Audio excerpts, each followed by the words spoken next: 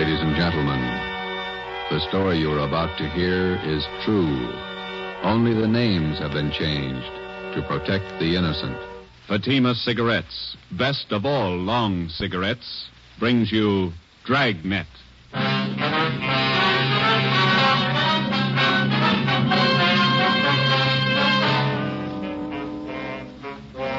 You're a detective sergeant. You're assigned to homicide detail. A young woman has been murdered. The body was discovered behind locked doors.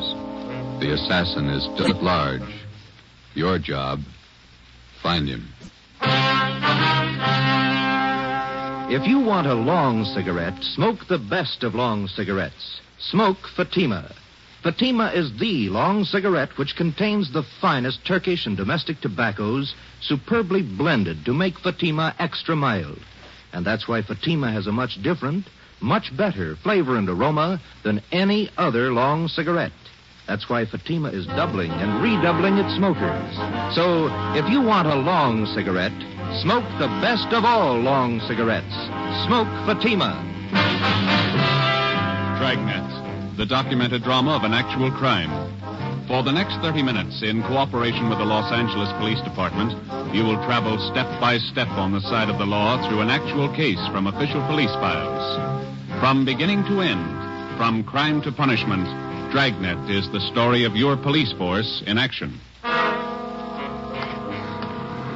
It was Tuesday, January 9th. It was stormy in Los Angeles. We were working a day watch out of homicide detail. My partner's Ben Romero, and my name's Friday. I was on the way to work, and it was 6:45 a.m. when I got to the steps of the City Hall, the Main Street entrance. Hey, Joe, wait up. Morning, Ben. When did they call you? 5 a.m. Donahoe called you? Yeah, miserable out, isn't it? It's pretty wet. My feet are soaking wet. See the transfer there? Yeah. New chief of detectives? Wait a minute, I want to get some gum. Pack of spearmint. Yeah, I heard about the new chief. Thad Brown. Good man. Piece of gum? Thanks. I wish they'd make up their minds about our shift. Work days, they call you back nights. Work nights, they call you back days. Why don't you put in for a desk job? We never have to call you back. You're here all the time. No, you're just hard to please. Here we are.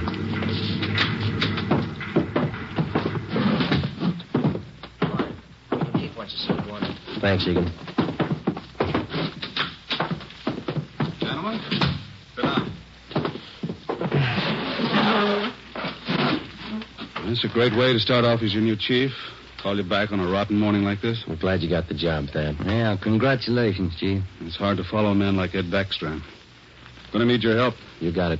Here's why I called you back. Laura Barclay. The dead body report, nightclub entertainer. Landlady found the body an hour ago. Who's covering? Burton and Anderson, they're out there now. Strangled, huh? Well, the lamp cord. Still trying to figure out how the guy got in the house. Doors and windows all locked. Yeah. The tact. That the motive? For now, yeah. I just came from there. I think there's more. Any reason? Her room wasn't prowled. Yeah? Well, just a hunch. Play it for me. Ben and I left Thad Brown's office, picked up Lieutenant Lee Jones at the crime lab, and drove to the West Adams district, number 16 Imperial Place, where the body of Laura Barclay had been found. It was an ornate frame structure done in Victorian style, at least 30 to 40 years old. Number 16 was on the ground floor. We went in. A narrow hallway led to the bedroom in the rear of the house. 2 gas jet fixtures, which had been converted to electricity, were the only illumination. This place has seen better days. Anybody else coming out, Lee? I see flash bulbs down there. They must be here already. Lieutenant, Friday, down this way. Hi, Burton. Hi.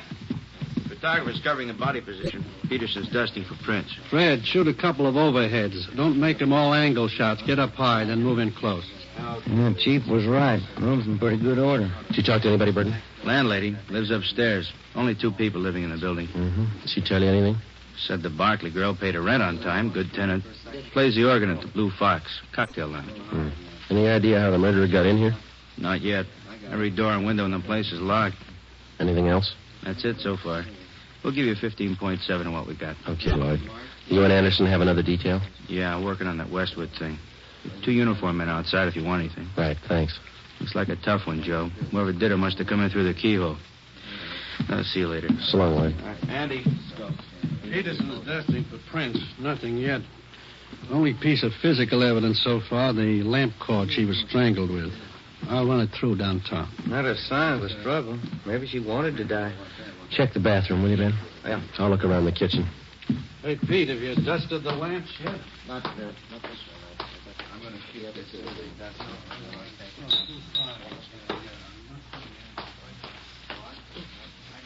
Ben, come here a minute, will you? Ben, Yeah? come in the kitchen, will you?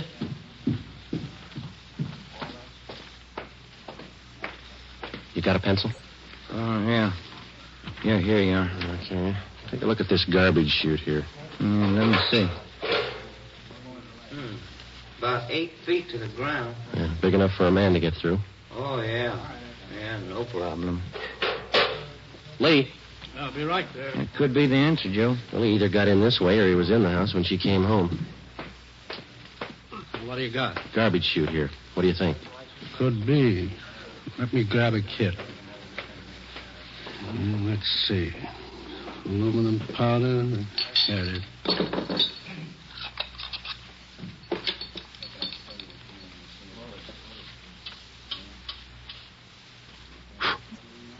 No.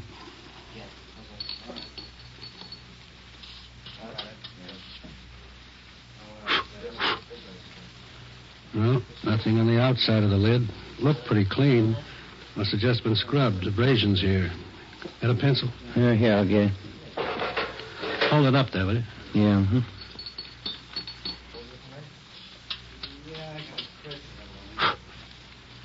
Yeah. There we go. Large prints. Unusually large. Big hands. Can I look inside the chute a minute, Lee? Go ahead. Watch that lid. Yeah, I will. Looks like it's blocked off upstairs. This thing hasn't been used for garbage for some time. Most of them were condemned a few years back. I'll get Fred to shoot these. Let's go in the living room. That desk been dusted, Lee? Yeah, it's clean. Go ahead.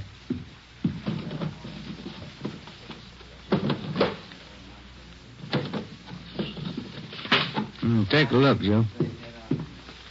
Yeah. Photographs. Hundreds of them. All men. Yeah, all different. Lee Jones and the crime lab crew finished up and went back to Central Division. 2 uniformed officers remained on duty at the scene of the crimes.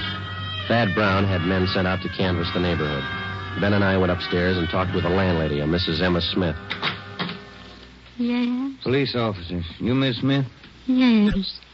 You're not the same officers I talked with before. No, ma'am. I wonder if we could ask you a few questions.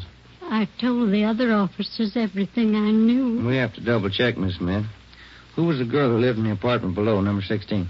Laura Barkley. Is that the name she used? The mail she received, was it addressed that way? Yes, it was. Oh, she was a very good tenant, Laura. No trouble with her at all. When did she move here? Oh, about 4 or 5 years ago. I have the rent receipts. I always save receipts. Did she always live by herself? Oh, yes. That apartment rents to one person only. Did she have many visitors, friends dropping in? None that I ever saw. Pretty much to herself, Laura. The men came yesterday and took it away. What's that, ma'am? The organ. Electric one. Laura rented it from a big downtown firm. Used to practice all the time. My, it was beautiful. Yeah. In the gloaming. She used to play that for me. Mrs. Smith, when did the men come and take the organ away? Yesterday, in the afternoon, about 4:30. Was Miss Barkley at home when they came? No, she wasn't. She left me a note to let them in, so I let them in. I never allow anyone in the apartment without a note. You know the name of the company where she rented the organ? Braziers, it was called, down on South Spring. Well, didn't you think it was unusual that Miss Barkley didn't have any friends? Now, officer, I didn't say Laura didn't have any friends. What I said was that she didn't have any friends who came to see her here. She moved here from a hotel for women. That's the reference she gave me. I see. I wonder if you could give us the address of that hotel, please. I'll write it down for you. Thank you. Miss Smith, did you hear any unusual sounds in Miss Barclay's flat last night? Anything out of the ordinary? If I had, I would have called the police, and we'd have saved a girl's life. Well, thank you very much, Miss Smith. Here's a card. If there's anything you think of after we've gone, don't hesitate to call us. Thank you, I will. I hope you get the dirty men who killed Laura. We didn't say it was men, Miss Smith. Well, isn't it always a man? Before we left Mrs. Emma Smith, we asked her about the garbage chute. She said it had not been in use for the last 4 years. We showed her the stack of photos. She could identify none of them. We drove back to Central Division. We checked Brazier's music store. The 2 men who moved the organ were checked out and cleared. We went to the Wynn Hotel for young ladies. They could tell us nothing. Laura Barclay's references were all good. We went back to the office and met with Chief of Detectives Thad Brown. You think he got in through the garbage chute? That's the way it looks, Chief. Went all over the apartment. If there's another way, we haven't found it. All right, you know how he got in. Who is he? We got out an APB on his M.O., latent fingerprints, and making a run on those prints we found. You got an idea about these pictures here. Most of them theatrical stills, show people. Frank Latour and his canine circus. To Laura, all my love, Frank. Tell you what you do. Here's a guy I checked with this morning. Bernard Caribbean, theatrical booking agent, huh? Yeah, Barney's office is down in the Orpheum building, 8th and Hill. He booked her into the Blue Fox. See what he can tell you. Right. You grabbed the pictures, Ben, huh? Oh, yeah. Well, you got more than you started with. Yeah, those fingerprints. We get a make on him, we'll be close to the guy. So was the Barclay girl. But he got away.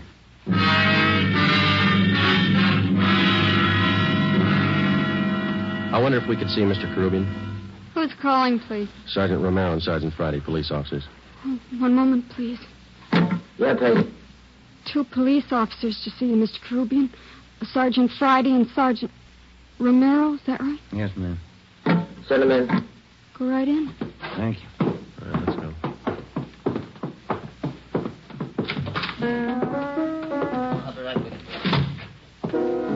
When them rosy roses bust through the snow, I'll be coming home on furlough again. When them General Sherman tanks are covered with ice, I'll be home for good, and won't that be nuts? No, this guy's stuff is cornbread. Sit down, fellas. Thank you. Can I help you? I understand that you booked Laura Barclay. Yeah, that's right. I spoke with a... Got his name right here. Chief Thad Brown? Yeah, that's right. He asked me about Laura. Too bad about that. Any clues? We're working on it, Mr. Caribbean. What makes a person pull a stunt like that? Laura didn't have no enemies. She had one. Well, I don't know much about her, except I've been booking her for about 4 years. Good organist. Pretty fair voice, too. Got some pictures here. I wonder if you could take a look at them. Yeah, sure. Quite a stack. Yeah, old Frankie Latour and the dogs. Great act. I book 'em. Ricky Rogan, King of the Tap. Gus Orinoco and that singing seal of his. Yeah, I know all these people. I book 'em all. Did Laura Barclay work with all these people? One time or another, yeah. During the war, USO camp shows, you know. Do you know whether she was close to any of them? Well, come to think of it, she was. That Frankie Latour, crazy about them dogs of his. No, I mean the men themselves. Anybody that she seemed particularly interested in? Never heard her mention anybody. Pretty girl. Did you know her very well, Mr. Groovy? Only when she came in and out of town on an engagement. I'm a married man. Well, then you don't think there's anything to these pictures here of hers, huh? Well, I wouldn't say so. When you're on the road, you always collect photos of the people you work with. Souvenirs. Mm-hmm. Well, thank you very much, Mr. Caribbean. Here's our card. You betcha. I sure hope you catch the guy. Wonder why he picked on Laura. Sometimes they don't have a reason. When we left Bernard Caribbean's office, we checked by the Blue Fox Cocktail Lounge. It was still early. The sign said open 5 p.m. It was 3:15. We went to the morgue in the basement of the Hall of Justice and looked at the coroner's report. The autopsy report stated that the cause of death for Laura Barclay was strangulation. We went to the second floor of the old city jail building, the crime lab. Nothing on the lamp cord. Standard UL 110 line. Bite anywhere. No prints. How about the chute, Lee? Went back there and rechecked. You were right. The guy got in through the garbage chute. Found more of the same prints along with some cloth impressions in the dust. Tell you anything? The guy was wearing some kind of tweed, Donegal, 15 to the inch. How about the size of a man, Lee? How big could he be to clear that chute? It had a 20-inch diameter. Almost any man could squeeze through that. Check the ground level of the chute. Cement, no footprints. You don't have too much for it. I got one thing for you. What's that? I think I found your motive. And not the one listed on the report. Yeah? Here are the blow-ups of the body. This 36 by 54 here. Hold that in, will you, Ben? No, I don't. Look through this magnifying glass here. The right hand. Yeah. See where I'm pointing? Ring finger, yeah. Look like ring marks. That's right. Pretty wide. Must have been good-sized rings. Well, they might still be in that room. I called Thad Brown. He had the room rechecked. No sign. And you think we got a burglary motive on our hands? That's my guess. Thad had the boys check with the landlady. She didn't know anything about any rings the Barclay girl might have had. That doesn't help. I think I got something else. Here.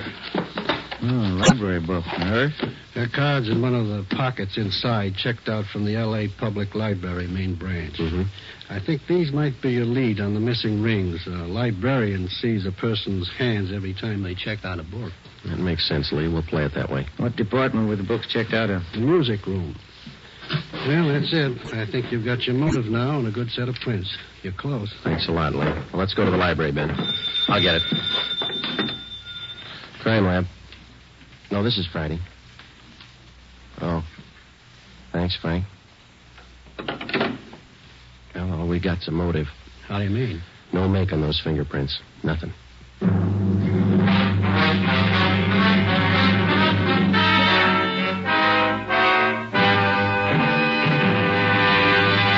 You are listening to Dragnet for the solution to an actual case from official police files.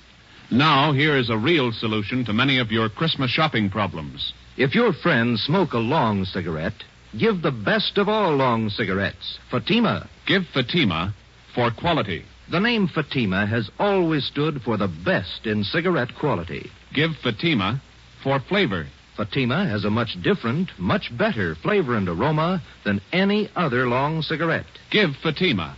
They're extra mild. Yes, Fatima is the long cigarette which contains the finest Turkish and domestic tobaccos superbly blended to make Fatima extra mild. Yes, extra mild. So give Fatima for Christmas in the attractive golden yellow carton. It's the long cigarette that has doubled and redoubled its smokers. Yes, more and more smokers every day agree Fatima is the best of all long cigarettes. 4:30 p.m. Tuesday, January 9th. Heavy rain. Laura Barclay's murderer was still a free man. Ben and I were sure that whoever left their fingerprints on the inside of that garbage chute was the same man who murdered the Barclay girl. He had no previous record. His first crime, as far as we knew, was a killing, and the odds were all in his favor. The fingerprints gave us nothing. All we had left to lead us to the killer were 3 library books and a stack of old theatrical photos. The solution of most crimes for the working detective is method and persistence. When you have clues, you work with them. When you don't, you work your way to a logical conclusion as best you can. We went to the Los Angeles Public Library, the main branch. The librarians in the music room handle thousands of readers every week. None of them remembered Laura Barclay. We drove over to the Blue Fox Cocktail Lounge. We interviewed the manager, and he knew nothing of her personal life. We talked to Harry Schumann, the organist who had taken Laura Barclay's place. What would you like to hear, fellas? Police officers like to talk to you, man. About Laura, huh? That's right. All right, if I keep on playing? Manager wants full 15-minute sets. Oh, yeah, go ahead. That's all right. What can I tell you? How long have you known Miss Barclay? Oh, 4 or 5 years. It's a terrible thing. You got to get whoever did it. Yeah, we're going to try. Can you think of anybody that might have killed her? I know you ask that question of everybody. I don't know. Does anybody ever know for sure? Sometimes. Well, I don't know. When you think of a person, you never think who might murder him. Maybe you might know a few things about her that you could fill us in on. I'll try. She go in for jewelry much? Rings, things like that? Funny you should ask that. She was nuts for it. Good things. Rings? Had a couple of beauties. Diamonds they were, big stones. Cost $4,000. I know she used to put most of her money into those rings. She buy them on time? Yeah. I remember one night she was overjoyed. The night she paid him off. Cost a lot of dough. Can you describe those rings for us? Not too good. I can give you the name of the jeweler she bought them from. That'll do. Do you know anybody else that we might talk to? Don't know any of her friends. She was an only child.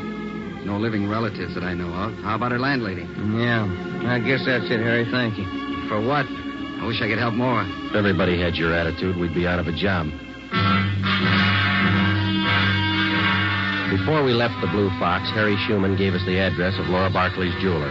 The next morning, we checked with the manager of the store, and he gave us a complete description of the 2 diamond rings which the dead girl had purchased. They were valued at $4,000. He gave us detailed drawings of the rings. We went back to the office, gave the information to burglary detail. An all-points bulletin was put out describing them. Pawn shops throughout the city and state were alerted to watch for the stolen rings. We had lunch with Chief Thad Brown at Costa's Cafe. Never mind, O'Mara. I'll get it. Oh, thank you, Chief. I'll get the tip. Stew was good. Do you have some change for the cigarette machine? Thanks. Need any cigarettes, Joe? No, thanks, Thad.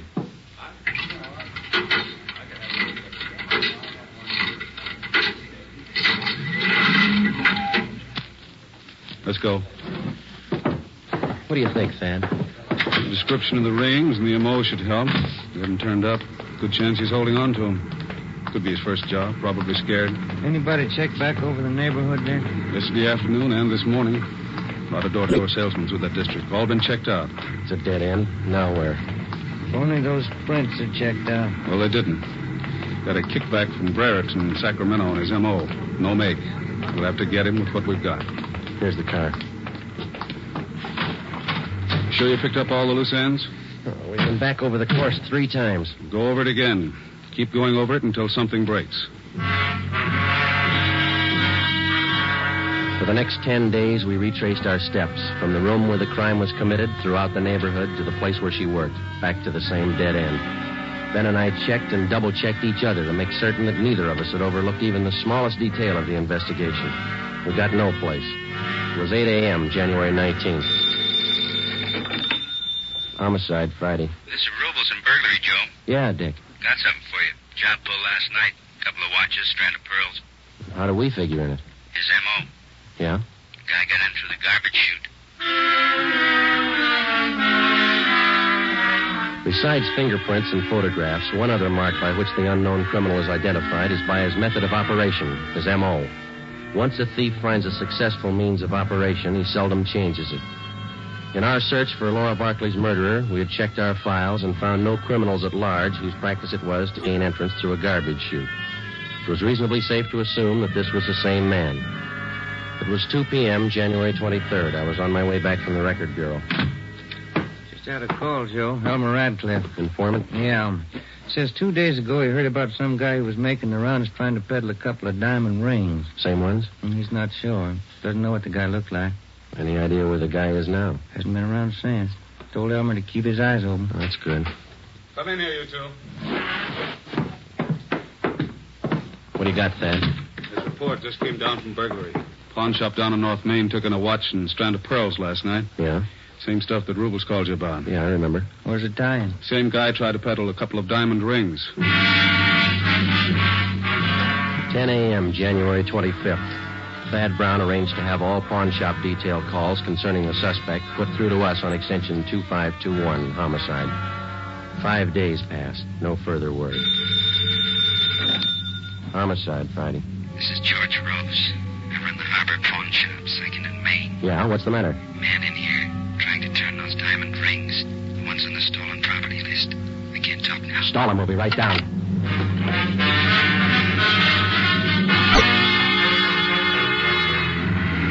Come on, Ben. Move it. Yeah? The next corner. There it is. Just up the block. Pull up. All right, let's go. Yeah. Here we are. Say, fella, look out, Joe. He's got a gun. You all right, Joe? Yeah. Out the back way. Let's get him. There he goes, up alley. Can you hit him? We didn't stop him. Watch it. Come on, Joe. He's turning onto Spring. He ran into that cafeteria up the street. Come on, let's run. Where'd he go? You see him? Yeah, there he goes. He's headed for the kitchen. Come on. Stop that man! Stop him! Out the back door into the alley. There he goes. Duck, Ben. All right, Joe, stop. He's not stopping. Stay clear. He's down. All right, come on.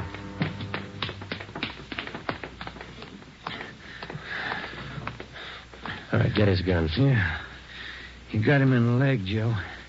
Hit his head when he fell. All right, snap him on. Huh. Look on the little finger of his right hand. 2 diamond rings. Yeah. Doesn't make sense, does it? What's that? $4,000 worth of diamonds, and he's lying on a pile of garbage.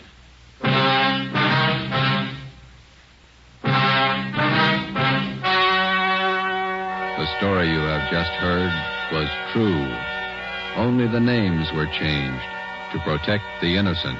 On April 2nd, 1947, trial was held in Superior Court, Department 81, City and County of Los Angeles, State of California. In a moment, the results of that trial. Now, here are authentic reports from all over the country that tell the story of Fatima's sensational increase in popularity.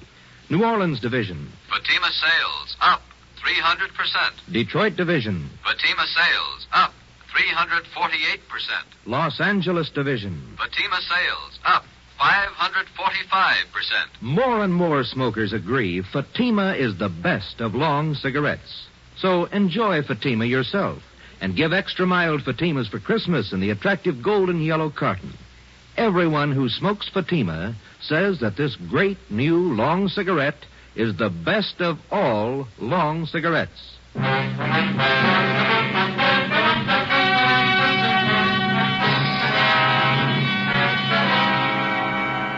Laura Barclay's murderer was identified as Martin Eric Swanson. He was tried and convicted of murder in the first degree. His case was fought through the Supreme Court of California and in the United States Supreme Court. In both instances, his conviction was upheld. Last Friday morning, after a delay of 5 years, Martin Eric Swanson was executed in the lethal gas chamber at the state penitentiary. You have just heard Dragnet, a new series of authentic cases from official files. Technical advice for Dragnet comes from the Office of Acting Chief of Police W.A. Wharton, Los Angeles Police Department. Dragnet honors the city of Youngstown, state of Ohio, and the men who make up the Youngstown Police Department, another of America's great law enforcement agencies. One of these men, Chief of Police Edward J. Allen, honored as Policeman of the Year, who dedicates his life so that yours might be more secure. Fatima Cigarettes, best of all long cigarettes, has brought you Dragnet from Los Angeles.